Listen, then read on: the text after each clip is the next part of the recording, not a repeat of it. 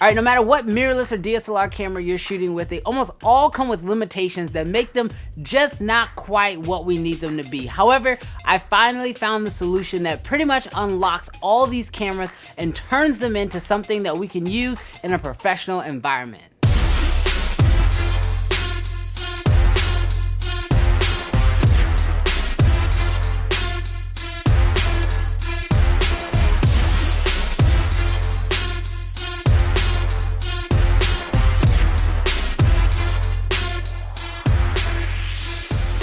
What's good, creative fam? Brandon Washington here, and first of all, if you're brand new to the channel, definitely consider hitting that subscribe button because this channel is all about filmmaking gear, tips, and tutorials.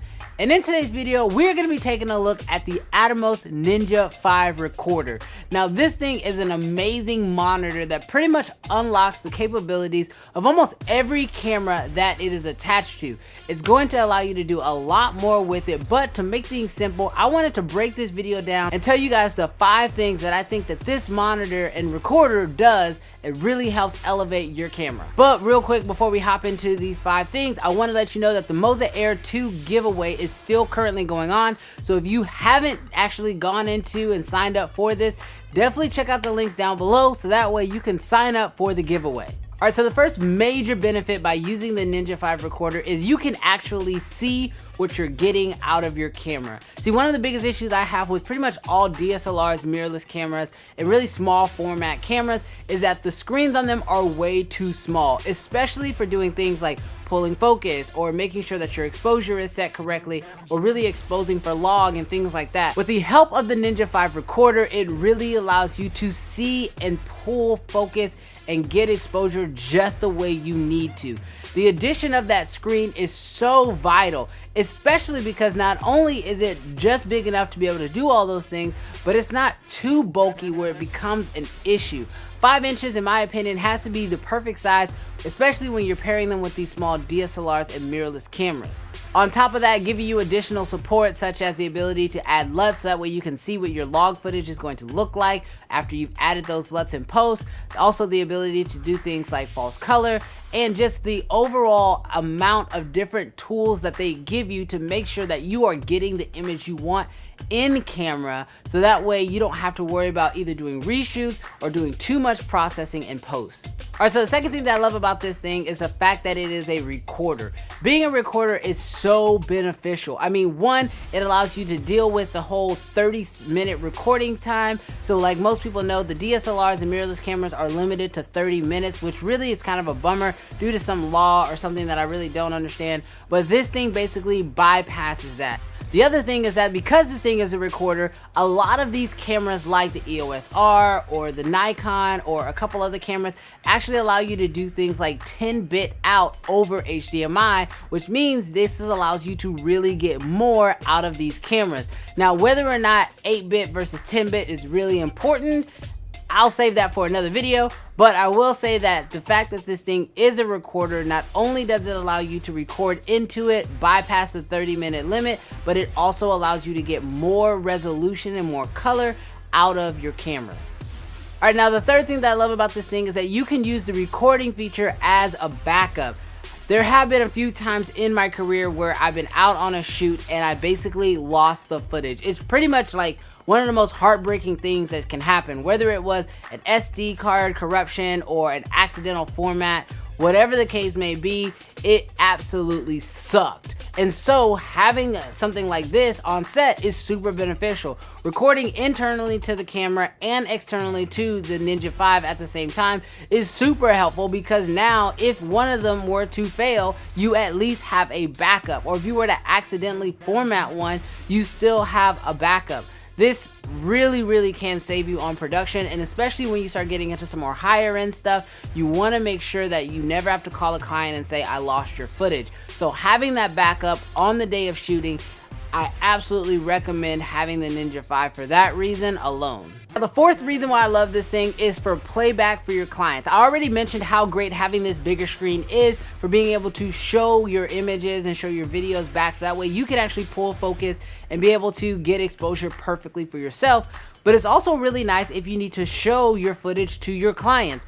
trying to show your footage back on the small little screens on the camera, sometimes it doesn't really show your client what the footage is truly gonna look like. Having this bigger screen allows you to give it to your client and allow them to really play it back for themselves. The other thing that's really nice is that because it's not actually physically attached to the camera, if you're in the middle of, maybe moving from one location to the next, or you're having to do something along the lines of do a different setup, you can disconnect the monitor from your camera, and now your clients can actually play back and do a little thumbs up, thumbs down rating on different shots based on what they like, that then you can then use to help you later on in edit directly from the Ninja 5 itself, which is super helpful. And I've already used that on a couple shots, and trust me, my clients absolutely love being able to hold the video in their hands. That little bit of tangibleness really does take it to the next level for them. The fifth and final reason why I love this thing is the fact that it can grow with you, and that is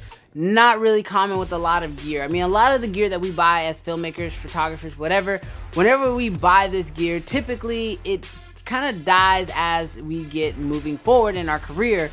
But with the Ninja 5, this is something that I can see myself using for a long period of time. I mean, the fact that this thing can record in 4K up to 60 frames per second, the fact that they are constantly doing updates on it. For example, here really soon, the Nikon Z6 is going to be able to output ProRes RAW to this thing. Lets me know that this is something that's not only going to be a good purchase now, but it's going to be good for you to be able to use into the future. Next to that, it's something that you can use no matter what camera you own. If you're someone who's like myself, who's constantly, renting different cameras for jobs or for testing out purposes, or you're constantly working with maybe different DPs who have their own system, and you want something that you can move from camera to camera, from system to system, and as you upgrade, this is definitely the way to go. If you are looking for a high-end monitor, I strongly recommend you consider the Ninja 5 for all the extra recording aspects that it gives you, and especially if you're comparing it to something that's in the more higher price range, this is definitely something you can consider that can unlock what you're trying to do on set and in your productions. I've been using this thing now for a couple months, and I've been loving my experience with it so far. It's continuously getting better, and I can't wait to see what more they do with it. I'm excited to see how other cameras will integrate things like ProRes RAW and do different upgrades to it to really unlock what this monitor is capable of. Now, if you are in the camp who is maybe looking at this thing and saying, I like it, but I really don't need a recorder, or I don't want to spend that much, they've actually released a Shinobi, which is basically the Ninja 5 minus the recorder. It's really cool. I actually got a chance to see one when I was down in California, and I thought it was pretty interesting of an idea. Now, no, this video is not sponsored by the Ninja 5 or by Atomos or whatever, but I did want to just make this video because I've had a lot of people asking me as far as how my shooting workflow has been going, and this has been a huge change to my workflow recently because I had never shot with a monitor or with a recorder really before, and now using this recorder, it has totally changed the way I do my workflow, even down to the editing where I actually edit off my Atomos drive itself, and it's so fast. It's absolutely worth it. If you guys have any questions about that, definitely leave those down in the comments below because I could definitely walk y'all through that entire process also. But that's all I have for you guys. If you thought this video was helpful and you've been thinking about getting a Ninja 5, definitely let me know down there in the comments below. Also, I'll have links to it down in below so that way you guys can check it out if you are looking for it. Thank you guys so much for checking out this video. I appreciate it, and I'll catch you guys in the next video. Peace.